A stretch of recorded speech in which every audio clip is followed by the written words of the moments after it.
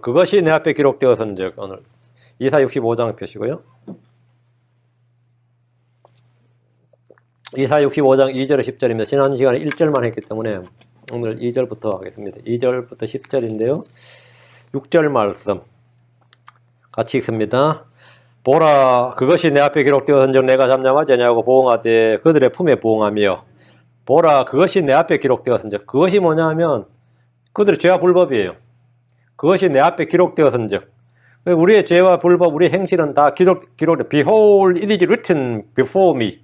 하나님께서 다 기록하시는 기록자시다. 이거. 주님은 믿음의 저자시다. 그 말은 성경의 저자시다 이 말이죠. 우리의 믿음의 저자시다. 아멘. 주님은 뭐죠? 우리 마음판에 자신의 말씀을 기록하시는 우리의 마음판에 우리 epistles of Christ. 우리가 하나님의 생명에 서신 the letter of life. 주님이 author, 저자시다. 맞죠? 주님께서 우리의 믿음의 저자시고 성경의 저자시고 그것도 아멘. 그리고 우리 자신의 주의 책에서 어린 양의 생명책에 우리 이름을 기록하신 저자시고 우리의 모든 행위를 기록하시는 분이시고 그 행위에 따라 책을 펼쳐서 심판하시는 분이고 우리의 무언가를 기록하시는 주님은 기록자시다. 오늘은 주님은 writer, author 이겁니다. 그것이 내 앞에 기록되었은지. 네, 기도합시다. 위대하시고 거룩하신 주 하나님 감사합니다. 우리의 모든 행실을 우리의 마음의 생각과 상상을 다 하시고 모든 것을 그 태에서부터 다 기록하셨다고 말씀하셨습니다. 아버지 하나님 은혜 베풀어 주셔서 제가 두려운 것들 힘으로 주 앞에 있습니다. 이 시간 말씀을 전해주시고 제가 말씀을 받을 때 영과 진리로 있는 말씀 그대로 받기를 원합니다. 아버지 하나님, 그래서 이 말씀의 영이, 말씀의 권능이, 말씀의 생명이, 말씀의 모든 지혜와 지식이 저희 속에 깊이 전달되게 하여 주시고 저희가 말씀을 잘 받도록 마음에 잘 간직하도록 쌓도록 인도하여 주시옵소서. 전능하신 주 하나님 성령께서 일하여 주시고 또 아버지 하나님 저희가 이 헛되이 흘려서 말씀 듣지 않게 하여 주시고 주의를 기울여서 부지런히 말씀에 집중할 수 있도록 이 시간 은혜와 복을 주십시오. 감사드리며 주의 성기도 합니다. 아멘. 오늘은 그것이 내 앞에 기록되었은적이라는 말씀을 중심으로 본문을 공부하겠습니다. 하나님은 말씀하신 하나님이십니다. 동시에 주님은 기록하시는 분이십니다. 주께서는 믿음의 저자십니다. 주님은 율법을 돌판에 기록하였습니다. 출애굽기 34장 28절에 모세는 주와 함께 밤낮으로 40일 동안 거기 있으면서 빵도 먹지 아니하고 물도 마시지 아니하였으며 그분께서는 언약의 말씀들 곧 10가지 명령을 그 판들에 기록하셨더라. 언약의 말씀들 곧 10가지 십계명이죠. 10가지 명령을 그 판들에 기록하셨더라. 주의 손가락으로 친히 기록하신 겁니다. 주님은 우리 마음판에 자신의 법을 기록하셨습니다. 이것이 본성의 법입니다. 사람마다 양심과 생각에 기록된 본성의 법이 있습니다. 주님 나중에 새 마음을 주시고 새 영을 부어주시며 또 마음판에 주신 주님 자신의 법을 기록하신다고 하셨어요. 주님께서는 기록자이시고 우리는 그 기록물들을 우리 속에 내장하고 있습니다. 주님은 성경의 기록자십니다. 주님은 성경의 저자들에 대해 우리는 성경의 저자들에 대해서 흔히 말하지만 모든 성경 기록은 성령께서 하나님의 거룩한 사람들을 움직여서 기록하게 하신 것입니다. 이것을 inspiration, 영감 이렇게 말합니다. 주님은 사람들의 이름과 행위들을 기록한 책들을 가지고 계십니다. 하늘은 우리의 이름이 기록된 책이 있습니다. 주님은 제자들에게 누가복음 10장 20절에 그럼에도 불구하고 그 영들이 너에게 굴복하는 이 일로 기뻐하지 말고 오히려 너희 이름이 하늘에 기록되어서 기뻐하라 하시니라. 그 영들이 너에게 굴복하는 일로 기뻐하지 말고 오히려 너희 이름이 하늘에 기록되었으므로 기록되었다. 기록은 누가 하죠? 제자들이 하늘에 기록한 거 아니잖아요. 주님이 기록했단 말이죠. 너희 이름이 하늘에 기록되었으므로 기뻐하라 하시니라 말씀하셨습니다. 모세는 주의 책에 자신의 이름이 있다는 사실을 알았습니다. 그는 범죄한 백성들을 위해 중보할 때 이렇게 기도했습니다. 출애굽기 32장 32절에 그러나 이제 주께서 그들의 죄를 용서하시옵소서. 그러하지 아니하시려면 원하건대 주께서 기록하신 주의 책에서 나를 지워버리소서. 주께서 기록하신 주의 책에서 이게 주님께서 말하는 주께서 기록하신 주의 책. 주님께서 직접 기록하신 주의 책이 있단 말이에요. 주님이 저자가 된 주님의 책이 있는데 그 기록한 주의 책에서 나를 지워버리소서 했습니다. 주께서 기록하신 주의 책이라는 말씀을 주목하시고 주님은 친히 기록한 주의 책이 하늘에 있습니다. 주님은 주를 두려워하는 자들과 자신의 이름을 생각하는 자들을 위한 기념책을 기록해 두셨습니다. 뒤로 합니다. 말라기 3장 16절 여기에 이제 이사 65장에 꽂아 놓으시고요. 뒤로 말라기 3장 16절 말라기 3장 16절 그때 주를 두려워하는 자들이 서로 자주 말하며 주께서 귀를 기울여 것을 들으시고 왜 주님 주를 두려워하는 자들이 서로 말하는 것을 주님이 들으신다고요. 주를 두려워하는 자들과 자신의 이름을 행하는 자들을 위하여 자기 앞에서 기념책을 기록하셨느니라. 주님 자기 앞에서 기념책을 누가 기록해요? 주께서 기록하셨느니라. 주님께서 자기 앞에서 기념책을 기록하셨다. 주님은 기념책들을 기록하셨습니다. 생명책의 이름을 기록해 두셨습니다. 예수를 믿는 순간 어린 양의 생명책에 그의 이름이 기록됩니다. 주님은 모든 사람의 말과 행위를 다 기록해 두시고 심판책들을 펴십니다. 다니엘 7장 10절 앞으로 가면 다니엘 7장 10절 다니엘 7장 10절 제가 이 속도로 설교하는데 이거를 느리게 한 설교를 제가 들어봤거든요. 이야 정말 이상하더라고요. 여러분 혹시 들어보면 아 이거 영 이상해요. 그냥 이 속도가 정상 속도 같아요. 정상 속도예요.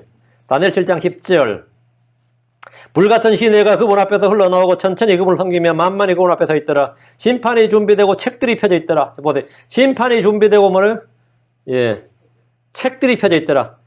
그 앞에 사람이 있죠.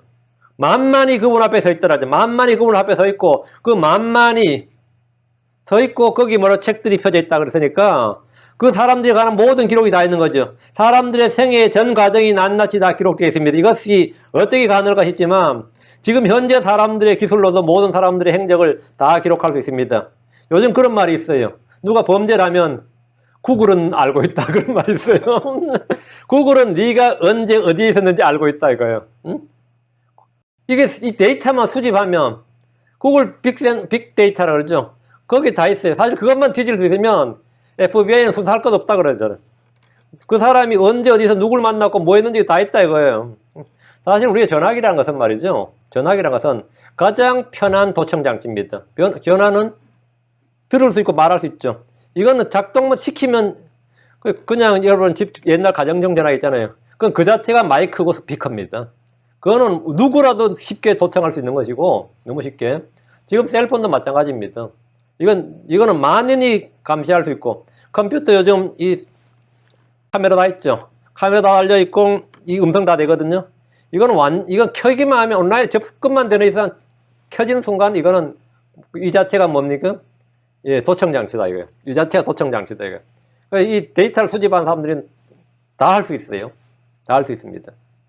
실제로. 사람도 뭐 구글이나 애플이나 아니면 아마존도 마찬가지 빅데이터 센터를 건립해 가지고 그들은 저보다 저를 일기 안 쓰죠. 이 사람은 이놈들은 나의 모든 걸 다 가지고 있어요. 응? 언제 잠이 들었는지 언제 잠이 자고 이것까지 다 했어요. 이게 다 된다고. 감시장치를 붙이기만 하면 24시간 내내 모든 행적이 다 데이터로 기록이 됩니다. 사람들로 이런 걸 할 수 있어요.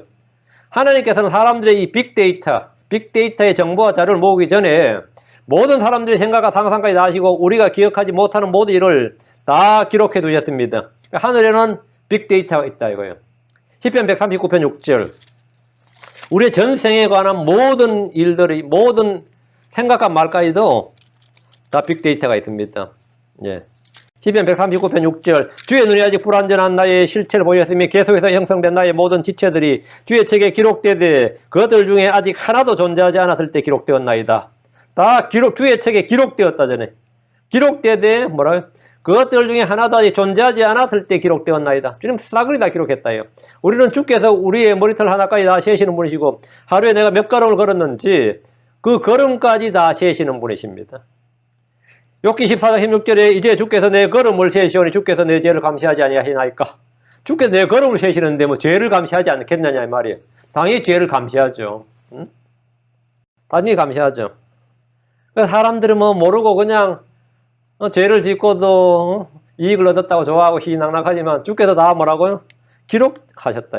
다 감시, 다 와치하시고 비짓하시고 다 기록해 두셨다.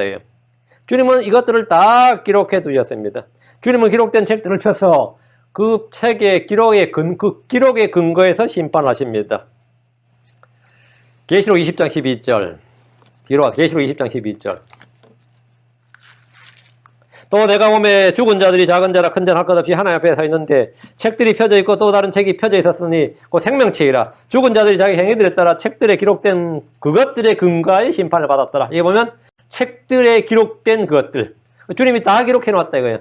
죽은 자들이 자기 행위들에 따라 책들에 기록된 그것들의 근거하여 심판을 받더라. 대체 누가 다 기록했느냐? 하나님 다 기록하셨습니다. 생명책에 기록된 것으로 드러나지 않는 사람들은 불호수에 던져집니다. 계시록 20장 15절에 누구든지 생명책에 기록된 것으로 드러나지 않는 자는 불호수에 던져졌더라. 주께서는 기록하시는 분이라는 사실을 언제나 기억하십시오. 주께서는 말씀하시는 분이시다. 주께서는 기록하시는 분이시다. 땅에서 우리의 모든 정보는 내가 일기를 쓰지 않아도 하늘의 모든 정보가 남김없이 다 기록되고 저장되고 있습니다. 이건 내가 지울 수가 없어요. 나의 범죄 사실을 사그리 다 지우고 싶으면 딱 한 가지밖에 없습니다. 예수 그리스도의 피를 믿어야 됩니다. 그 피가 우리의 모든 죄를 싸그리 다 지웁니다. 그게 전부 다 우리를 블랏 아웃 시킨다. 주님의 피가 우리의 모든 죄를 제거합니다. 주님의 피가 우리의 저주와 불법과 모든 정죄를 다 싸그리 제거합니다. 싸그리. 그 하늘에 가면 기록이 깨끗한 거예요. 깨끗한 거예요. 하늘에 우리의 모든 정보가 다 기록되어 있다. 이 말은 한편으로 생각하면 참으로 끔찍한 일이죠. 주께서 말씀하시기를 예레미야 17장 1절에 유다의 죄는 철필과 금강석 촉으로 기록되었으며 그들의 망판과 너희 제단 뿔들에 새겨졌나니. 유다의 죄는 철필과 금강석 촉으로 기록되었다. 기록되었다. 죄가 다 기록되어 있다 이거예요.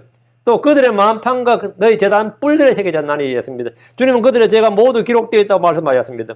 기록된 것은 그들의 망판과 제단 뿔입니다. 그래서 아무도 주 앞에서 자신의 죄를 부인하거나 숨길 수가 없습니다. 왜? 자기 마음과 생각과 이성이 스스로 증언한단 말이에요. 그 양심이 증언하기 때문에 주 앞에 섰을 때 난 안 그랬는데 나도 그동안 생각 못했더니 왜 다 생각나는 거였지. 나도 그동안 몰랐던 게 왜 주 앞에서 다 생각이 나고 다 생생하게 다 보이고 완전히 활동 영화, 기록 영화를 보는 것보다 더 생생하게 착 다 보인다 그러죠. 사람들도 가끔 그런 이야기예요. 어떤 사건을 겪으면 내가 어릴 때부터 겪었더니 그냥 파노라마처럼 싹 생생하게 지나가더라. 그런 이야기 하는 분들을 가끔 봤거든. 저는 아직 그런 적 없는데 그런 거 오면 이제 죽을 때 생각가. 사거리 생생하게 그냥 싹 지나간다잖아요. 그렇게 생생하게. 아마 주님 앞에 섰을 때 우리가 다 그럴 겁니다. 진짜 생생하게. 그것은 예수의 피로가 아니면 지워지질 않습니다. 주님께서 그들의 모든 죄가 기록되어 있다. 그래서 아무도 주 앞에서 자신의 죄를 부인하거나 숨기거나 어떻게 할 수가 없습니다. 우리 세상 재판에서 그러잖아요. 모른다, 기억이 없다, 그죠? 알지 못한다, 그러면 뭐예요? 증거 없으면 어떻게 할 수 없는 거죠? 증거, 증인 없으면 어떻게 할 수 없는 거죠? 응? 모든 법은 증거, 증인에 따라서 하는 거니까. 그러니까 그 증거, 증인이 없으면 모른다, 기억이 없다, 알지 못한다 그래요. 그리고 우리 변호사가 하는 일이 뭐예요? 응? 변호사는 그렇게 딱 하는 말이 있어요, 늘. 응? 네가 죄가 없다는 말이 아니다 이거야. 다만 검사나 판사가 네 죄를 유죄로 그 증거를 발견하지 못하게 만드는 거다. 그게 변호사 우리의 잡이다 이거예요. 응? 죄가 있고 없건 우리한테 중요한 게 아니다 이거예요. 응? 네가 무죄다 유죄가 중요한 게 아니라 죄를 입증하지 못하도록 하는 게 뭐냐? 그게 변호사의 능력이다 이거. 죄를 입증하지 못하게 하는 것. 응? 그러면 되는 거. 그게 그들 잡이에요. 근데 주 앞에서는 그게 안 된다 이거예요. 왜? 주님 앞에서는 자백하지 않을 수가 없습니다. 다 자백해야 돼요. 왜? 자기 스스로 다 증언하는데. 예레미야 17장 13절 오 주여 이스라엘 소망이시여 주를 버리는 모든 자들은 복권을 당하며 나를 떠나는 자들은 땅에 기록되리니 나를 떠나는 자들은 땅에 기록되리니 이는 그들이 생수의 샘이신 주를 버렸기 때문입니다. 주를 버린 자들은 땅에 기록될 것이랍니다. 우리는 어린 양의 생명체에 기록되어야 됩니다. 주께서 우리가 한 일들을 보시고 좋은 평판을 주시도록 이 땅에서 신실하게 주를 섬겨야 됩니다. 자, 본문으로 갑니다. 본문으로 갑니다. 이사야 65장 2절 내가 하루 종일 내 손을 펼쳤어 자기 생각을 따라 선하지 않는 길로 걸어가며 반역하는 백성 향하게 하였나니 이 구절은 로마서 10장 21절에 상세히 설명이 되어 있습니다. 구약의 본문이 신약에 설명되어 있는 구절들 그건 우리가 따로 설명할 필요 없어요. 로마 10장 21절 오직 이스라엘에 대하여 이르기를 내가 종일토록 내 손을 내밀어 불순종하고 거역하는 백성을 향하게 하였노라 이렇게 사도 바울이 딱 이 구절을 인용해서 설명을 하고 있어요. 주께서는 반역하는 이스라엘 주를 신뢰하지 않는 이스라엘 향해 하루 종일 손을 펼치셨습니다. 손을 내밀었다. 손을 펼쳤다는 것은 그들을 초청하고 불렀다는 겁니다. 심판의 손이 아니라 긍휼과 은혜의 손길을 내밀었다 이거예요. 잠언 1장 24절에 내가 불렀으나 너희가 거절하였도다. 내가 내 손을 내밀었으나 아무도 중시하지 아니하였으며 주님께서 손을 내밀었다 이거예요. 내가 하루 종일 내 손을 펼쳤다 이거예요. 주께서 하루 종일 손을 펼치셨으면 이는 계속해서 주의 사자들을 통해 말씀을 보내셨다는 겁니다. 주님께서는 주의 사자들을 계속 보내고 또 보내셨다 그랬어요. 보내고 또 보내셨다. 응? 또 보내셨다. 주님께서는 내게로 오라 이리로 돌이키라고 말씀하셨습니다. 그러나 그들은 거절했습니다. 그들은 불순종하고 거역하는 백성이었습니다. 그들은 자기 생각을 따라 선하지 않는 길로 걸어가며 반역하는 백성이었습니다. 예정론을 주장하는 이들은 주께서 택하지 않으시면 아무도 믿을 수 없다고 하지만 성경은 정반대로 주께서 하루 종일 손을 펼치시고 손을 내밀었지만 사람들이 거역하고 오지 않았다. 사람들이 중시하지 않았다고 말합니다. 문제는 하나님이 아니라 언제나 사람입니다. 마태복음 23장 30절에 오 예루살렘아 예루살렘아 대언자들을 죽이고 내게 보낸 자들을 돌로 치는 자여 암탉이 자기 병아리들을 자기 날개 아래 모음같이 내가 얼마나 자주 내 자녀들을 함께 모으려 하였더냐. 그러나 너희가 원치 아니하였도다. 주께서는 할 수 있는 모든 일을 다 하셨습니다. 그러나 너희가 원치 아니하였도다. 구원받지 못하는 이유는, 멸망하는 이유는, 사람이 지옥 가는 이유는 하나님이 죄인들을 지옥에 보내신 것이 아닙니다. 그들이 지옥을 선택한 겁니다. 죄인들이 하나님을 거역하고 지옥을 선택한 거예요. 그들이 영원한 생명을 거역하고 버리고 그들은 멸망을 선택한 겁니다. 지옥 간 사람들이 따질 때 주님은 그것은 내가 너희를 지옥 보낸 게 아니다. 너희가 지옥을 선택했다. 너희가 내게 오기를 원치 않았다. 너희가 영원한 생명을 원치 않았고 너희가 빛으로 나오기를 원치 않았다. 너희가 원치 않았다. 나는 생수를 값없이 줬다. 너희가 내게 오기를 원치 아니하였도다. 너희가 원치 아니하였도다. 요한복음 5장 40절 그러나 너희는 생명을 얻기 위해 내게 오기를 원치 아니하는도다. 원치 않은도다. 너희의 능력의 문제가 아니다 이거예요. 지식의 문제다. 너희의 소원이 너희는 구원받고자 하는 소원 자체가 없었다. 예수 자체를 원치를 않았다. 주께서 손을 내밀 때 주께로 나와야 됩니다. 주께서 부르실 때 응답해야 됩니다. 3절 곧 동산에서 희생물 드리고 벽돌 제단에서 분향하며 내 얼굴 앞에서 계속해서 내 분노를 일으키는 백성이라. 여러분 이 성경을 많이 읽은 사람들은 하면 이 3절 읽을 때 이놈들의 죄가 참 크구나 그게 이게 쫙 와닿아야 돼요. 왜? 이 본문 이 자체가 그냥 일반적인 서술 같아도 한 단어 한 단어에 이들의 그 유다의 죄가 다 기록되어 있습니다. 이게 자기 생각을 따라 선하지 않는 길로 걸어가고 반역하는 백성이란 말이 3절이 바로 그 예예요. 동산에 희생물 드리고 희생물은 동산에 드린 게 아닙니다. 주의 제단에서 드려야지.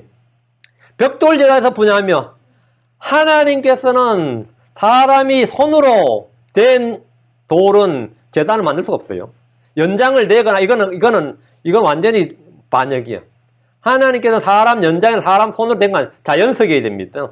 사람 손은 절대 쏘이면 안 돼요. 벽돌 제단이란 건 뭐죠? 벽돌이란 것은 사람이 만들어서 구워가지고 딱 각을 뜬 거라고요. 이건 뭐 하나님 앞에서 이거 완전 황당한 거죠. 이게 뭐죠? 자기 생각을 따라 이거예요. 선하지 않는 길로 걸어가며 뭐 그냥 예배 드리면 되지. 우리가 그냥 빚값번 자금 드리면 되지. 뭔 그거 따지냐.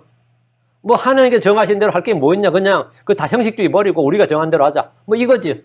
그 자기 생각을 따라 선하지 않는 길로 걸어가며 말이에요. 다음에 뭐라 벽돌 제단에 분향하면 내 얼굴 앞에서 계속해서 내 분노를 일으키는 백성이라. 이게 반역하는 백성이란 말이에요. 2절이 얘가 바로 3절이죠.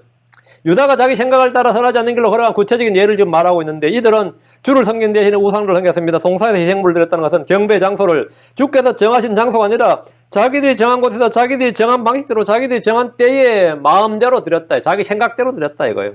이것이 종교입니다. 율법이란 사람이 아닌 자기 생각대로 하는 것이, 율법이란 것은 사람이 자기 생각대로 하는 것이 아니라 우리가 해야 할 일을 주께서 미리 정해 주신 겁니다. 그게 율법이에요. 우리가 정하는 것은 율법이 아니죠. 하나님이 정하신 것이 율법입니다. 하나님이 정하신 것. 희생물은 주의 제단에서 드려야 됩니다. 산당이나 높은 곳에 나무 아래가 아니라 주의 전에 가서 드려야 됩니다. 벽돌 제단에서 분향하며 이건 황당히 그지없는 말입니다. 벽돌 제단에서 분향을 하다니. 이 말은 율법과 관계없이 자기들이 정한 방식대로 분향해서 보여줍니다. 벽돌은 사람들이 구운 돌입니다. 바벨을 세울 때 사람들이 벽돌을 구웠습니다. 바벨을 세울 때. 이 바빌론 지역이나 지금 뭐 이집트도 마찬가지. 벽돌 굽는 게 돌 구하기가 쉽지가 않았어요. 그건 평야 사막이니까. 벽돌을 굽는데 벽돌도 잘 구워야 되잖아요. 벽돌을 잘 구우려면 강력한 불이 있어야 돼요. 강력한 불이라는 건 역청이 필요한 거지. 역청이 이거만 석유라고요. 그래가지고 불을 굽는 거예요. 그 불을 이용해서 그 바벨론 공정화를 다 지은 겁니다. 바벨론 공중정원 같은 거 지을 때 그 엄청난 압력을 견딜 수 있는 흙으로 아무리 구해봐야 우리 시골서 저희도 시골서 집 지을 때 보면 벽돌 무게 짓거든요. 그리고 밖에는 이제 시멘트 바르는데 그런 벽돌은 그런 힘이 없습니다. 그런 강력한 힘이 없어요. 지프로 해가지고 하는 거는. 이 사람 짓는 벽돌은 벽돌을 구웠다. 벽돌 재단에서 할 때 이 벽돌은 바벨을 세울 때 굽기 시작한 그 벽돌이에요. 창세기 11장 3절에 그들이 서로 이르되 자 우리가 벽돌을 만들어 견고히 굽자 하고 돌 대신 벽돌을 취하고 회반죽 대신 진흙을 취하여 이렇게 해서 지은 거예요. 그러니까 주의 제단은 손을 댄 것이나 연장을 댄 것이나 사람들이 다듬어 만든 것을 사용해서는 안 됩니다. 출애굽기 20장 25절에 내가 내게 돌로 제단을 만들고자 하거든 다듬은 돌로 그것을 닦지 말라. 내가 돌리로 연장을 들면 그것은 이미 더럽혀졌느니라. 주님께서 그렇게 말했어요. 그건 이미 더럽혀졌다 이거예요. 벽돌 제단이라는 것은 있을 수가 없는 일입니다. 3절 내 얼굴 앞에서 계속해서 내 분노를 일으키는 백성이라. 주님 앞에서 계속, 주님 얼굴 앞에서 계속 분노를 일으킨다. 계속 나를 열받게 하네. 이건 어떤 거예요? 주의 분노를 일으키는 것은 스스로 부패하여 새긴 형상이나 어떤 것을 만들어서 악을 행하는 겁니다. 주의 백성이 주의 명령에서 돌이켜 악을 행하면 주의 분노를 일으킵니다. 이방 신들로 그분의 질투를 일으키시고 가지한 것들로 그분의 분노를 일으킵니다. 이스라엘이 사방에 있는 신들 따르면 주의 분노를 일으킵니다. 우상들 앞에서 절을 하는 것은 주의 분노를 일으킵니다. 바알을 섬기고 경배하는 일은 주의 분노를 일으키는 일입니다. 탐나에서 분야하고 사악한 일을 행하는 것은 주의 분노를 일으키는 겁니다. 자기 아들을 불 가운데로 지나가게 하고 점치는 일과 마술을 행하고 자신을 팔아 주의 눈앞에서 악을 행하며 악을 행하면 그분의 분노를 일으킵니다. 점을 치는 일이나 마술을 행하는 것이나 부리는 영들과 관계를 맺는 것은 주의 분노를 일으킵니다. 사랑과 은혜의 주 하나님, 오래 참으시고 긍휼히 풍성하신 하나님의 분노를 일으킨 것을 스스로 멸망하고 심판을 자초한 일입니다. 사람이 가장 어리석은 일이 주의 질투를 유발하고 주의 분노를 일으키는 일입니다. 누구든지 그분의 분노를 일으키는 자는 자기 혼을 대적하여 죄를 짓는 겁니다. 잠언 20장 2절에 왕의 두려움은 사자의 울부짖음 같으니 누구든지 그의 분노를 일으키는 자는 자기 혼을 대적하여 죄를 짓느니라. 그의 분노를 일으킨 자는 자기 혼을 대적하여 죄를 짓느니라. 자기 혼을 멸망에 빠뜨리기 때문이지. 주를 대적하여 분노를 일으키는 것은 스스로 자기 얼굴에 혼동을 일으키는 것이고 자기 혼을 대적하여 죄를 짓는 것입니다. 주의 분노를 일으키면 자기를 해치는 일, 자기를 해하는 일입니다. 예레미야 25장 6절 절절에 다른 신들을 따라가며 그들을 섬기거나 그들에 경배하지 말고 너희 손으로 만든 것들로 내 분노를 일으키지 말라. 그리하면 내가 너희를 해하지 아니하리라 하였도다. 주가 말하노라. 그럼에도 너희가 내 말에 귀를 기울이지 아니하고 너희 손으로 만든 것들로 내 분노를 일으켜 너희 자신을 해하였느니라. 내 분노를 일으켜 너희 자신을 해하였느니라. 주의 분노를 일으킨 일은 너희 자신을 해하는 일이라. 너희 자신을 해치는 일이다. 이거예요. 우리는 주를 기쁘시게 하는 종들이 되어야 됩니다. 주의 분노를 일으키는 백성에 대해서 자기가 스스로 멸망하고 심판을 자초하고 자기 자신을 해치고 자신을 해하는 일이 있어서는 안 됩니다. 4절 그들은 무덤들 사이에 머물며 기념비가 있는데 거하고 돼지고기를 먹으며 가지한 것들의 국을 그릇에 담으면서 그들이 무덤들 사이에 머문다는 것은 죽은 자를 불러내어서 접신하려는 시도를 하는 겁니다. 흔히 강신수라고 하는 것인데 불인 영을 통해 접신을 하려는 겁니다. 마가복음 5장에는 무덤들 가운데 거하는 마귀 들린 자들이 나옵니다. 죽은 자들 위한 기도, 죽은 자들 위한 제사 등은 아무 쓸모없는 일입니다. 유교 문화권에서는 자기 부모의 무덤 앞에 3년상을 치른 이들을 효자로 칭송하지만 그보다 헛된 일이 없습니다. 기념비가 있는 곳에 거하고 이 말은 묘비 앞에 서 있는 걸 말하는데 무덤들 사이에 머문 것과 같은 것입니다. 접신을 위한 겁니다. 다울이 죽은 사무엘을 불러내어 뭔가를 물어보려고 했던 것처럼 당시 유대인은 이런 일이 널리 퍼져 있었습니다. 주의 율법에 묻고 제사장이나 대언자들에 묻는 대신 이들은 죽은 자들을 소환해서 뭔가를 얻고자 했습니다. 당연히 죽은 자를 소환한 거 아니에요. 다 마귀에 속는 거죠. 마귀에 속는 겁니다. 물론 오늘날처럼 이제 신이 없다, 하나님이 없다 뿐만 아니라 아예 영적 세계 신이 없다고 믿는 마귀들도 없고 다 없다고 믿는 사람들도 이 가끔가다 자기들 주변에 일어난 일들에서는 좀 황당해해요. 제가 선교단체 일 때 제 친구가, 저는 이제 법대 다녔는데, 어느 날 갑자기 자기 어머니가 신이 들린 거예요. 그 자기 집 요새 점집이 돼서 사람들이 막 찾아오고 하니까 얘가 완전히 미쳐버린 거죠. 얘는 고3인데, 그래서 걔가 얼마나 방황을 했더니 엄청 똑똑한 애였어요. 지금 제가 생각해 똑똑했어, 걔는. 그래가지고 공부를 열심히 해가지고 이과였는데, 근데 자기가 눈이 색약이라는 걸 몰랐어요. 그 신체 검사에 떨어졌어요. 그래서 다시 문과로 바꿔가지고, 제가 재수했던가 사무했던가, 저희 학교에 왔는데, 이제 같은 선교단체니까 우리는 사생활이 없습니다. 진짜, 저 깊은 속까지 싸그리 다 훑어내는 우리 선교단체는 싸그리 다 이야기하는 그런 분위기예요. 진짜 죄란 죄는 다 그냥 하나님 앞에서 마치 말하는 것처럼 하는데, 저도 마찬가지 그렇게 했고, 그 친구도 그랬는데, 야, 들어보니까 사정이 진짜 만만치 않더라. 그리고 걔는 신문 배달하고 우유 배달하면서 학교 다녔어요. 근데 신내리는 사람들의 특징이 부모들 변명 중에 하나가 뭐냐면, 뭐 변명이라든지 사실인지 모르지만, 그들이 자식들이 막 따지고 덤벼들면 뭐라 그러냐 돼요. 너를 위해서다 그래요. 내가 안 받으면 네가 받는다요. 마귀들 위협을 하는 거야. 네가 나를 받아들이지 않으면 네 자식한테 내가 가겠다 그러면 그럼 안 되겠다. 해가 자기가 세상에 이거 참 마귀 새끼 악한 놈이 말이지. 안 받겠다 그러면 지 인격적으로 물러나줘야지. 기어코 그 속에 들어오겠다고 막 협박을 하는 거예요. 그럼 그 사람들은 견디다 못해도 어디서 무너지냐면 보통 무너지는 게 그거라는 거예요. 뭐냐면 네가 계속 그렇게 개기면 나를 영접 안 하면 말이죠.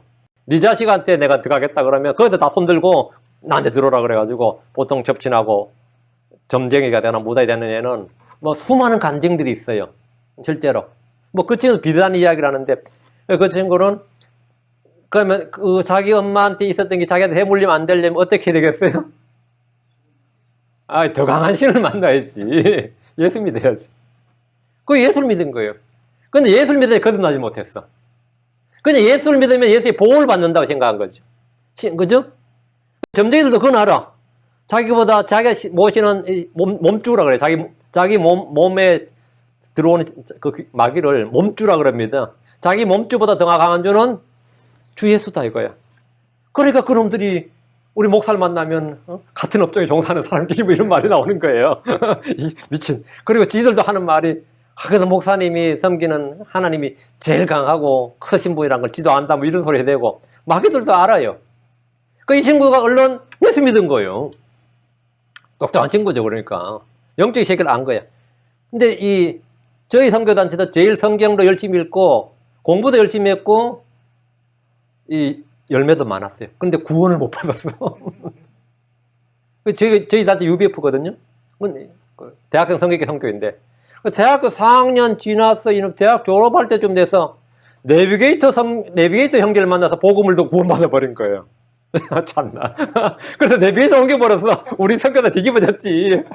자부심 강한 선교단체가 내비게이터 목자를 만나서 구원받아가지고 지금 내비게이터 선교단체 지금 도 있는지 모르겠어요. 하여튼 가버렸는데 내가 나중에 내비게이터 목자를 만나서 야 이견이 알지 하니까 안다 그러더라고. 우리 유병비는 안다 그러대. 잘 알더라고요. 하도 열심히 했고 해드니까 그 친구가 우리 그 선교단을 떠날 때 하는 말이 나 여기서 4년간 성경공부를 배웠는데 구원 못 받았다 그랬어요. 여러분이 구원받았다는 말을 참 사람들이 쉽게 하는데 진짜 구원받은 사람하고 그냥 종교인이 섞여 있어서 잘 모르는 겁니다.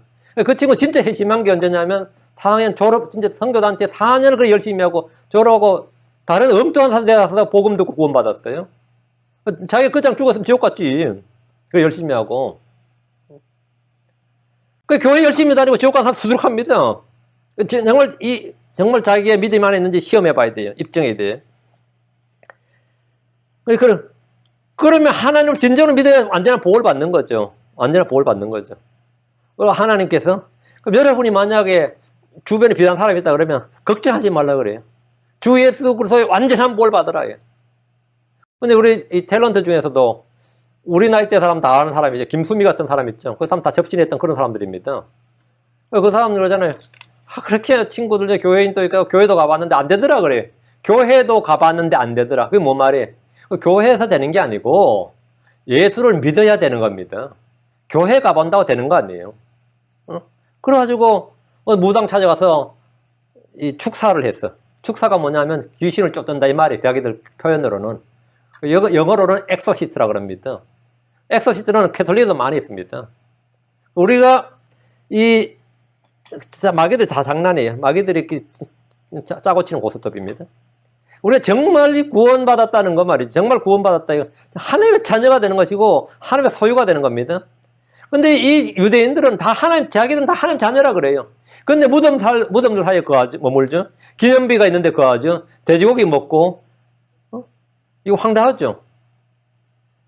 가지한 것들에 국을 그래 담으면서 이런단 말이죠. 그러니까 돼지고기를 먹으며 가지한 것들에 국을 그래 담는데 말이죠. 돼지 율법에 정한 부자는 음식이 율법에서 정한 부자는 점수로 먹을 수 없는 거예요. 그런데 이들은 돼지고기를 먹고 가지한 것들로 끓인 국을 먹습니다. 음식 규례를 정면으로 어기는 거죠. 제사에는 그에 맞는 제사 음식이 있습니다. 주께 희생물을 드리는 사람은 주께서 정하신 양이나 소나 염소나 그리고 음료물 드립니다. 우상에게 희생물 드리는 자는 돼지고기, 가지한 것들의 국그릇을 음식물과 음료물 드립니다. 자, 5절.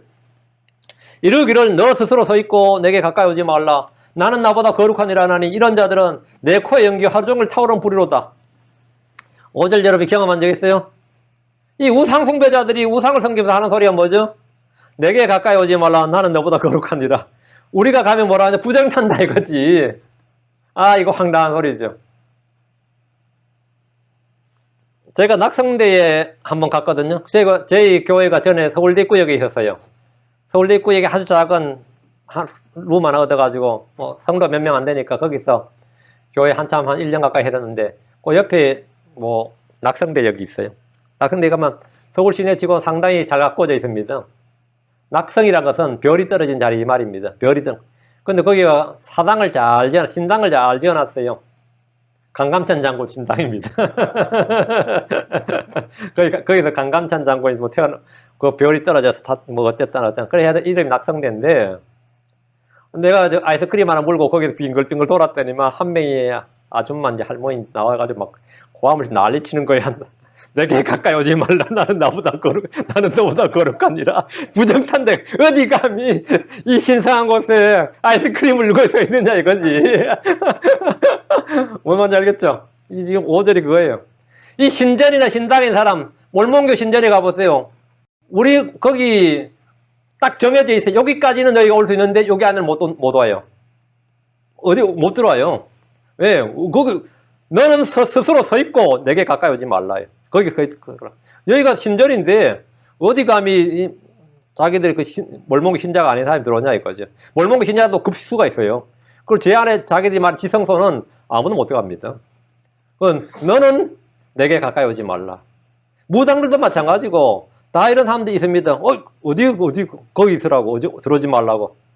너는 뭐라 가까이 오지 말라. 나는 너보다 거룩하니라. 하나니 이런 자들은 내 코에 연기요 하루 종일 타오르는 불이로다요.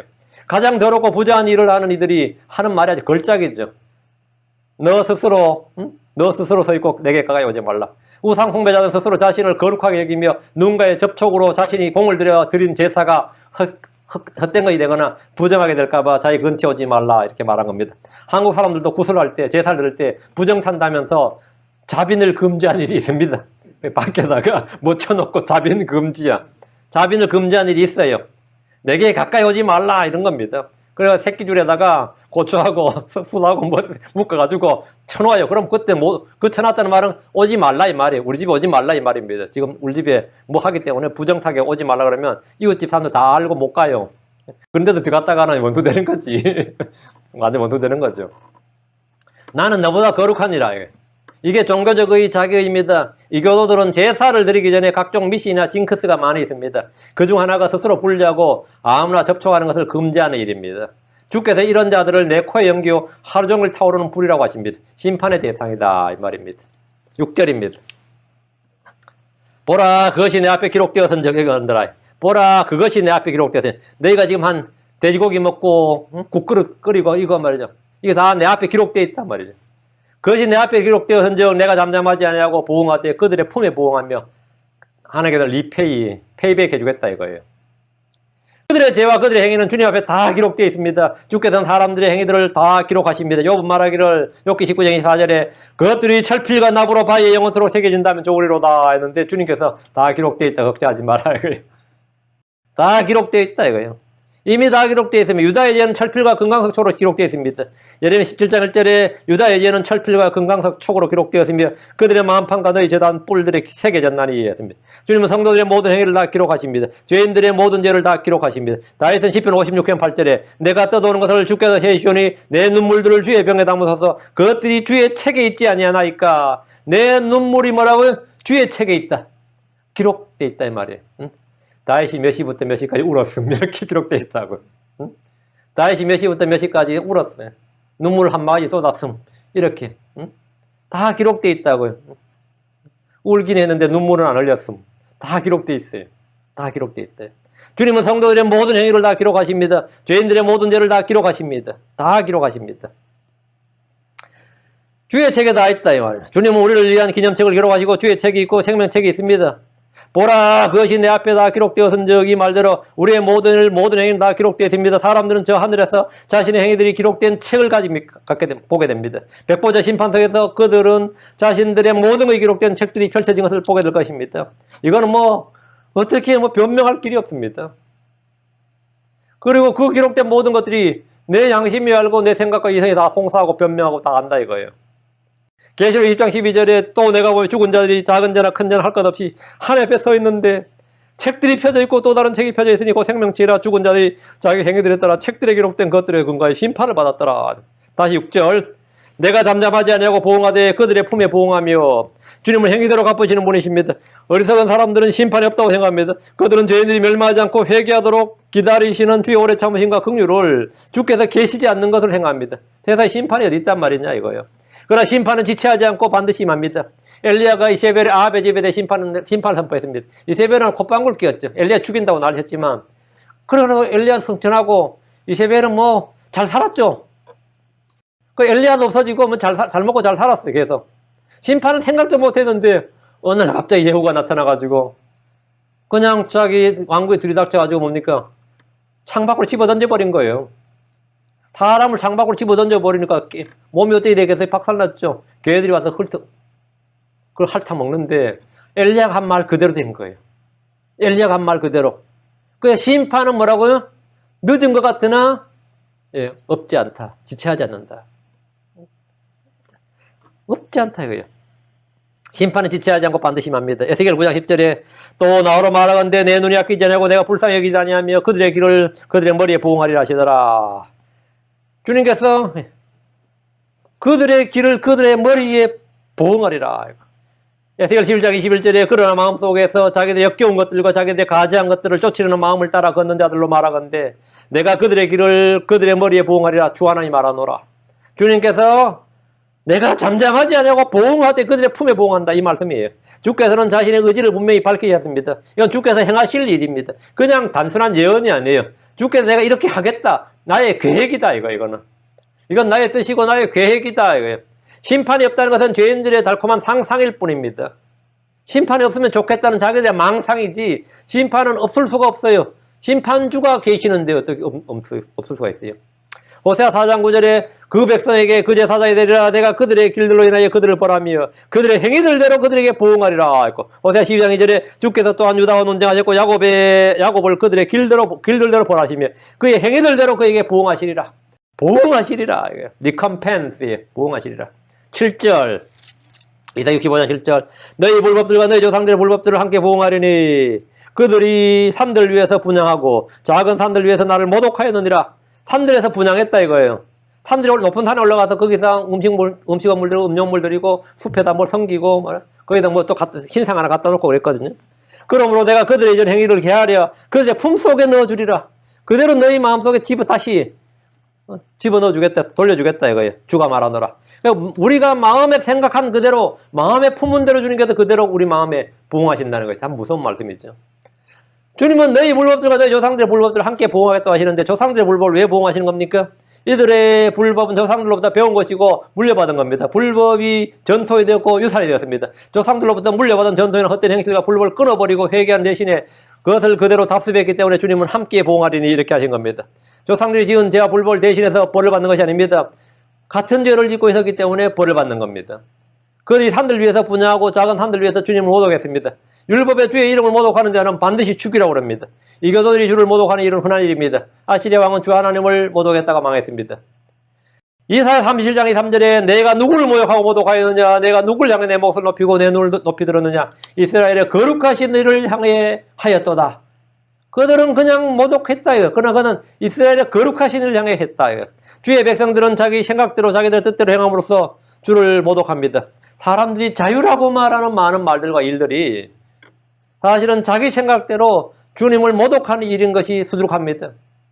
그것이 나의 자유고 나의 권리인 줄 알았는데 그렇게 내가 내 마음대로 한 말들과 일들이 주를 모독하는 일인 줄 모르고 그냥 막 하는 일이 수두룩하다 말이지. 지금 이 땅에서 벌어지는 다양한 불법들이 자유와 인권이라는 이름으로 용인되지만 사실은 주를 모독하는 겁니다. 이거 미국에서 예수님의 이름을 욕설로 사용하는 사람은 얼마나 많습니까? 그냥 욕할 때만 지저스라고 그래요. 나는 주의 이름을 부른 줄 알았더니 이 욕이다 이거예요. 크라이스트, 이게 욕이에요. 이들이 주의 이름을 얼마나 모독하는지 모릅니다. 그들은 주의 이름을 항상 그냥 이게 forever world 함께 사용해요. 이건 미국에서 이 서구권에서 대부분 다 그렇습니다. 주님께서 그들이 나를 모독하였느니라 하셨는데 이 말은 그들의 죄와 불법에 관한 것입니다. 다음 7절. 그러므로 내가 그들의 이전 행위를 헤아려 그들의 품속에 넣어주리라. 주가 말하더라. 주님이 보응하시는 방법과 정도입니다. 주님의 심판은 공의롭습니다. 주님은 그들의 이전 행위를 헤아려 그들의 품속에 넣어주겠다고 하셨습니다. 주님은 죄와 불법을 다 달아보시고 헤아려 보십니다. 주의 심판은 오심이나 오류가 없습니다. 주의 심판은 외모로 취한 일이 없습니다. 주의 심판은 굽은 것이 없습니다. 주님은 철저하게 그들의 행위들을 모두 세워보시고 달아보시고 재어보신 뒤에 그에 합당하게 그들의 품속에 돌려주십니다. 가인은 자신의 벌이 너무 무겁다고 했지만 주께서 주시는 보응은 정당합니다. 사람들은 지옥에서 고통을 받을 때 그것이 자신들의 죄와 불법에 대한 합당한 보응이라는 사실을 인정하지 않을 수 없을 겁니다. 8절. 주가 이같이 말하노라. 포도송에서 새 포도주를 찾았으므로 여기 언더라인 뉴 와인. 포도송에서 새 포도주를 찾았으므로 어떤 사람이 말하기를 그것을 멸하지 말라. 그것 안에 복이 있느니라 하는 것 같이 나도 내 종들을 위해 그와 같이 행하여 그들을 다 멸하지 아니하리라. 포도송에서 새 포도즙을 찾았으므로 포도주, 포도즙 그 영어로 와인이라는 것은 말이죠. 주스일 수도 있고 알코올 술일 수도 있습니다. 우리는 지금 와인 하면 대부분 다 이 알코올 술을 생각하잖아요. 와인이라는 것은 다 술은 아닙니다. 우리가 와인을 마신다고 할 때는 와인은 포도즙, 주스도 와인입니다. 근데 주스가 이제 발효가 되면 알코올 되고 술이 되는 거죠. 이 구절은 성경이 말한 포도주, 포도즙에 대한 논란을 종식시켜주는 말씀입니다. 이 시중에 지금도 여러분 인터넷 찾아보면 구입할 수 있습니다. 0% 알코올 포도주를 팝니다. 0% 알코올. 이건 아주 제조를 증류를 잘 뽑아서 하는데 그거 팔아요. 그거 사다가 우리가 만찬을 할까? 0% 알코올. 이거 많이 팔아요. 0% 알코올. 이거 해요. 예. 그렇게 되면 여러분이 그거 사서 그건 알코올이 없다 이거죠. 그걸 뉴 와인이라 그래 보통 뉴 와인. 이 구절은 성경이 말한 포도즙에 대한 걸 좀 정리해야 되는데 새 포도주란 말은 뉴 와인이란 말은 한국말로 개역 성경은 100% 다 포도주로 번역했는데 새 포도주란 말은 이 의미가죠. 포도송이에서 뉴 와인이니까 뭐죠? 포도송이니까 이거는 포도송에서 새 포도주를 찾았다잖아요. 포도송이에서. 포도송이였으니까 포도송이를 따서 먹으면 그 즙 있잖아요. 그게 뉴 와인이라고.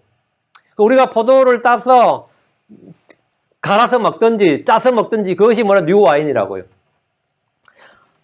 그 제사장이 먹었던 이 뉴 와인은 전부 다 여기 뉴 와인 이 포도즙입니다. 그 이스라엘에서 음료로 사용되는 와인은 모두 다 포도 주스입니다. 음료로 사용되는 거. 제사장이 먹었던 것이나 잔치에 사용된 음료들 역시 포도즙입니다. 한국말로는 모두 술로 번역되어 있는데 해당장이 잔치에서 먹었던 것은 포도주가 아니라 음료입니다. 해당장이 보놓고 야 거나하게 취해가지고 야 취한 다음에 좋은 걸 내느냐 이렇게 말한 게 아니라 우리가 충분히 먹었는데 이제 이미 충분히 먹었는데 지금 더 좋은 걸 내느냐 이 말이에요. 취한 데가 아니라 우리가 잘 먹었는데 잘 마신 후에 well drunk입니다. 성경이 완전히 한국 이 개혁은 우리가 이미 취했는데 우리가 이미 취하였거늘 그게 아니고 우리가 이미 충분히 계속해서 잔치에서 계속 많이 먹었는데 지금 이제 더 좋은 포도주스를 내놨느냐, 음료를 내놨느냐 이 말이에요. 해당장이 잔치에서 먹었던 것은 포도주가 아니고 음료였습니다. 우리가 이제 또 어떤 사람 그때 그러더라고 나보고 막 애들 장난합니까? 포도주스 내놓기 뭐 그러더라고. 술을 내놔야 잔치고 이제 주스 내놓으면 장난이냐? 그럼 회장장이 그 잔치집 와서 건하게 취한 다음에 다 취해서 해롱해롱 하면서 야, 다 취했는데 지금 더 좋은 포도주 내놓냐 뭐 지금 이렇게 말했다는 거예요. 아, 항식이 없어요. 살레망 멜기세덱이 빵과 뭘 가져왔어요? 포도주 가져왔어요? 예, 포도즙을 가져왔습니다. 아브라함한테 포도즙을 줬어요. 창세기 14, 18절에 살레망 멜기세덱이 빵과 포도즙을 가지고 나왔는데 그는 지극히 높으신 하나님의 제사장이었더라. 하나님 제사장이 당연히 포도즙을 갖고 왔겠지 포도주를 가져왔겠어요. 아브라함이 한 잔 건하게 마시자. 빵은 안주로 하고 멜기세덱과 아브라함이 앉아서 건하게 한 잔 마셔요. 건배하면서. 멜기세덱은 제사장이었어요. 제사장은 당연히 포도주 못 마십니다. 당연히 아닌 거죠. 주께서 가나 혼인잔치에서 만든 것도 포도즙입니다. 회당장은 마시고 취한 것이 아니라 충분히 마셨다고 한 것입니다. 와인이 포도주가 아닌 포도즙으로 쓰인 예를 성경에 좀 봅니다. 방금 지금 이사야 65장 8절은 뭐 확실한 거고 이건 빼도 박도 못한 구절이고요. 신명기 16장 13절 너는 내 곡식과 포도즙을 거두어 들인 뒤에 내 곡식과 이 포도즙 와인이에요. 너는 내 곡식과 와인을 거두어 들인 뒤에 이래도 장막실을 지키고 와인을 거두어 들였다. 포도주를 거두어 들인 게 아니죠. 당연히 포도를 따서 뭐 한 거죠? 포도즙을 거두어 들인 거지. 그 와인은 뜻이 뭐죠? 포도즙이단 말이에요. 예. 들에서 아무도 곡식과 포도주를 거두어 들일 수는 없습니다. 곡식과 포도즙을 거두어 들인 거죠. 이것을 발효시켜서 술을 만듭니다. 제 아는 형제가 나한테 이게 좀 열받은 게 쌓인 게 있어가지고 한국 유대인 랍비를 초청해서 이걸 물어봤나 봐요. 그래서 랍비 초청해 물어봤는데 포도주라고 술이라고 했다면 유대인도 술이라 그랬는데 윤 형제는 뭔데 주스라 그러냐고 또. 유대인이고 뭐 그건 중요한 게 아니야. 유대인이고 뭐 그건 쓸데없는 소리야. 유대인이 포도주라고 했던 자는 그건 쓸데없는 소리고 성경 본문이 그렇게 안 돼 있다 이거예요. 잠언 3장 10절 그리하면 내 창고가 가득히 차고 내 포도즙 틀이 새 포도주로 터져 넘치리라. 그리하면 내 창고가 가득히 차고 내 포도즙 틀이 새 포도즙으로 넘치리라. 당연히 포도주가 아니죠. 포도즙 틀에서 어떻게 포도주가 나옵니까? 포도즙 틀에서 포도를 다 발효해서 따로 포도주 만들 거 끄집어내 가지고 이걸로 음료 만들 거 음료 만들고 요리 만들 거 요리 만들고 포도주 만들고 따로 또 제작을 해야 됩니다. 그래서 뭐 포도즙 틀인 새 포도주로 터져 넘치리라. 당연히 이거는 주스죠. 여기서 포도주가 아니라 포도즙입니다. 근데 개혁행전 성경은 다 와인이에요. 왕의 잔을 맡은 자들은 왕에게 포도주를 준 것이 아니라 포도즙을 줬습니다. 창세기 4장 11절에 내 손에 파라오의 잔이 있기에 내가 포도주를 따고 포도를 땄어요. 파라오의 잔에 그것들을 짜서 그 잔을 파라오의 손에 들였노라. 자, 왕이 잔을 맡은 자는 어떻게 한 거죠? 술을 준 게 아니라 왕에게 뭐죠? 포도를 따가지고 그 자리에서 짜서 줬다 이거예요. 그 뭐죠? 신선한 100% 포도 주스를 준 겁니다. 그러니까 느헤미야도 왕에게 그 일을 한 거예요. 잔 맡은 자였거든요. 잔 맡은 자는 하는 일이 뭐냐면 이제 왕한테 이제 독살을 그냥 술을 갖고 오면 암살, 독살 위험이 있기 때문에 그 보는 데서 현장에서 짜서 주는 거예요. 짜서. 그래서 잔을 따서 왕에게 음료를 딱 대령하는 겁니다. 이게 잔 맡은 자입니다. 포도주를 왕이 아침부터 한 잔 쫙 마시고 업무 시작하는 게 아니단 말이죠. 요즘 뭐 사람들은 뭘로 시작해요? 커피 한 잔 마시고 시작하잖아. 진하게 커피 한 잔 마시고 몸을 깨운 다음에 뭐 공부를 하든 뭘 한다 그러지만 옛날 사람들은 포도 주스 한 잔이었습니다. 본문을 보면 술이 아닌 것이 분명하죠. 개혁성경은 모두 다 술로 번역했지만 술이 아닌 것이 많이 있습니다. 물론 술도 있고 술이 아닌 것도 있는데 우리말 지금 우리가 쓰는 흠령의 성경에는 포도주와 포도즙을 하여튼 번역해서 자신이 임의로 이제 단어를 구별해버렸는데 기준이 좀 모호해요. 어떤 부분 읽어보면 포도주가 맞는 것 같은데 포도즙으로 되어 있고 어떤 부분은 보면 포도즙이 맞는 것 같은데 포도주로 번역되어 있는데 이 원칙과 기준이 없어요. 지금 성경에. 새 포도주, 이거는 확실하게 100% 이거는 뭐 새 포도주로 번역이 됩니다. 나머지 거는 참 애매해요. 그럼 어떻게 해야 될 것 같아요? 와인으로 이해하시면 됩니다. 그냥 와인입니다. 와인. 그 와인에는 두 가지 의미가 있다. 이렇게 이해하시면 됩니다. 다시 8절. 어떤 사람이 말하기를 그것을 멸하지 말라. 그것 안에는 복이 있느니라 하는 것 같이. 포도송을 멸하거나 포도를 멸하는 것은 말도 안 되는 일입니다. 포도송에 있는 새 포도즙은 유대지방에서는 가장 중요한 음료입니다. 올리브기름이나 포도즙은 한국인에게 김치보다 더 중요한 생존의 필수품이었습니다. 그래서 그것 안에 복이 있느니라 이렇게 말합니다. 포도송에 있는 새 포도즙을 복이라고 한 겁니다. 주께서는 그들에게 부응하시지만 그들을 다 멸하지는 않겠다고 하셨습니다. 이것은 주의 긍휼의 은혜입니다. 심판의 도중에도 주님 언약을 기억하시고 긍휼을 베푸십니다. 9절 65장 9절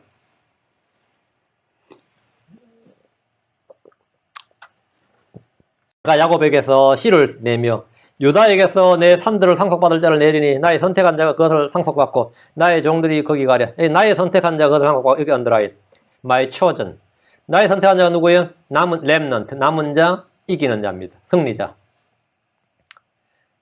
주님께서 누구를 선택하느냐?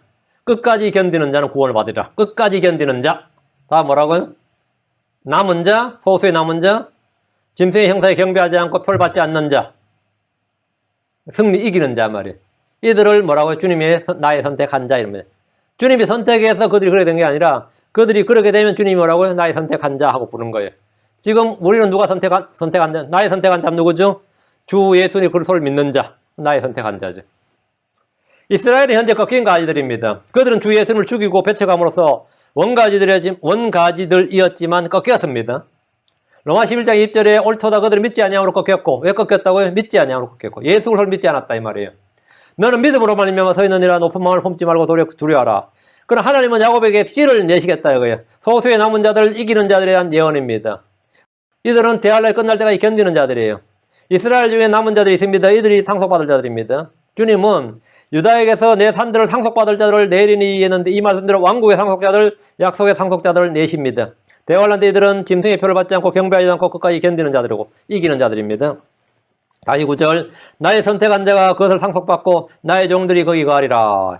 나의 선택한 자란 1차적으로는 예수 그리스도입니다. 예수 그리스도는 하나님 선택하신 나의 선택한 자예요.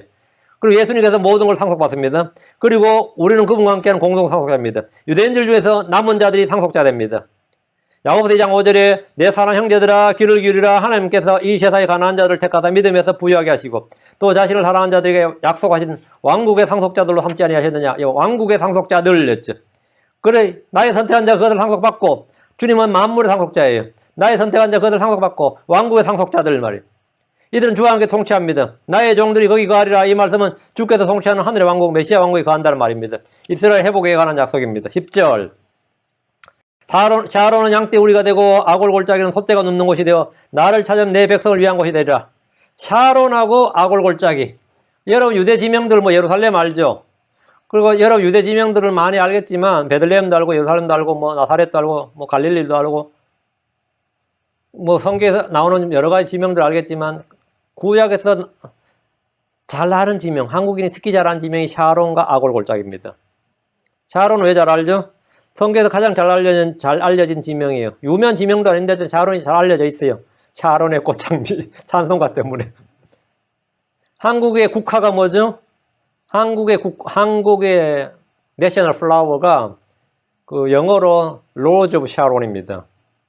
한국 국화가 샤론의 장미입니다. 그걸 한국말로는 무궁화입니다. 무궁화가 정확히 이름이 샤론의 장미입니다. 예, 그 샤론의 꽃, 샤론의 장미로 통용되는 지명인데 아가서 2장 1절에 주님께서 나는 샤론의 장미요 골짜기의 백합화로다 이렇게 말씀하셨기에 이 유명한 구절로 인해서 누구에게나 익숙한 지명이고 이게 찬송가로 나오죠. 샤론의 양떼, 샤론의 꽃, 샤론은 사람이라고 할 때 샤론은 지중해 동쪽 연안 옆바로부터 갈멜산까지 이르는 거기 평야입니다. 평야. 이곳은 곡창지대고 아주 좋은 땅입니다. 근데 대환란 때 이곳이 그 곡창지대인데 광야같이 변합니다. 이사야 33장 9절에 땅이 슬퍼하고 기운을 잃는도다. 레바논은 부끄러움을 당하고 시켜 넘어졌으며 샤론은 광야같고 바산과 갈멜은 자기 열매를 흔들어 떨어뜨려놓는도다. 여기 레바논, 샤론, 바산, 갈멜은 전부 다 옥토예요. 근데 그날은 전부 다 광야가 되어버린다 이거예요. 그리고 주께서 오시면 이 땅이 다시 좋은 땅으로 바뀐다 이거예요. 그래서 샤론은 양떼의 우리가 된다는 거예요.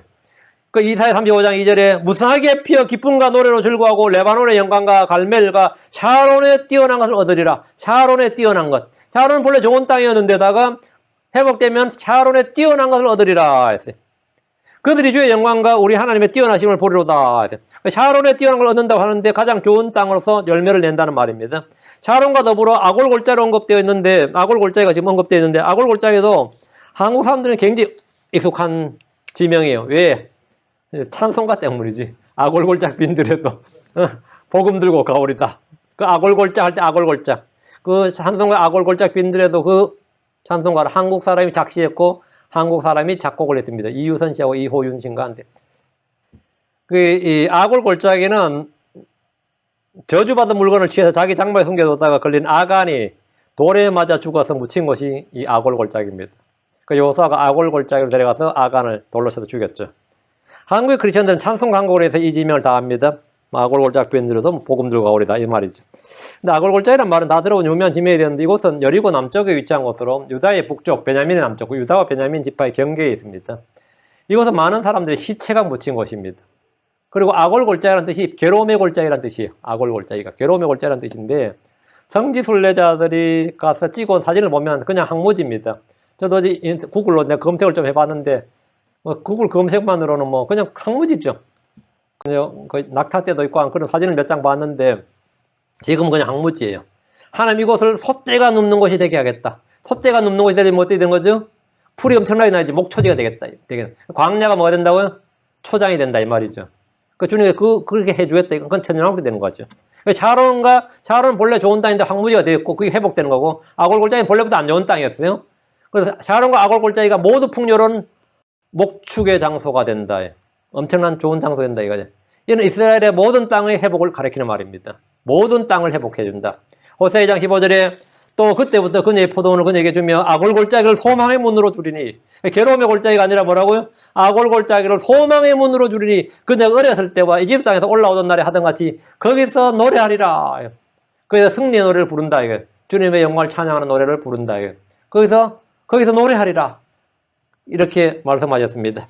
오늘은 여기까지 10절까지 하겠습니다. 10절까지 하고 11절부터 다음 시간에 계속하죠. 오늘은 그것이 내 앞에 기록되었은즉 주님께서 우리의 모든 것을 다 기록하시는 기록자시다. 오늘 이거를 정언했는데 여러분이 마음의 말씀을 잘 담아두시기 바랍니다. 잠깐 기도하겠습니다.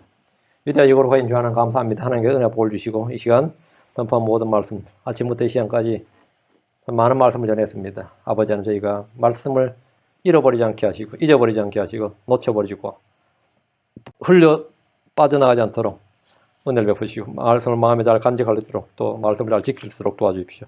아버지 하나님 저희 모든 교회 모든 성도들에게 참된 구원, 참된 은혜, 하나님의 말씀의 권능과 능력 이 모든 것을 참 하나님의 말씀의 그 선하심 그리고 하나님의 신격을 맛보아할 수 있도록 도와주십시오. 하나님 아버지 하나님 진정한 깨닫는 영을 주시옵소서. 지혜와 계시형을 부어주셔서 참으로 저희가 듣고 읽고 하는 이 모든 말씀들이 살아서 역사하는 그런 하나님의 영감 있는 말씀인 것을 알게 하옵시고 주 하나님을 섬기는 성도들로서 우리가 자기 생각대로 자기 길대로 걷지 않고 주의 생각, 주의 뜻, 주의 계획을 알고 주의 정하신 그 걸음, 그 길대로 걷게 하여 주십시오. 감사드리며 주의 성기도합니다. 아멘.